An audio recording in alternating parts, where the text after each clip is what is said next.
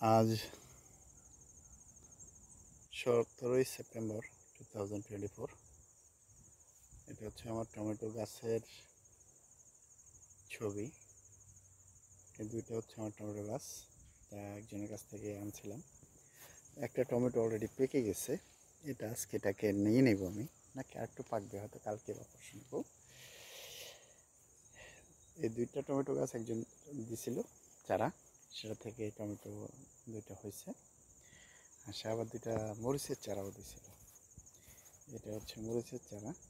মরিচের চারাগুলো মোটামুটি দেখতে ভালোই দেখা যায়, ঝাল আছে মনে হয় খুব। আচ্ছা, এটা হলো আরেকটা মরিচের চারা।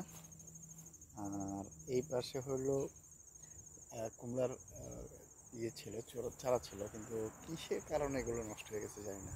ওইখানে আরও দুইটা করলা গাছও আছে। এই, ওকে, আল্লাহ হাফেজ।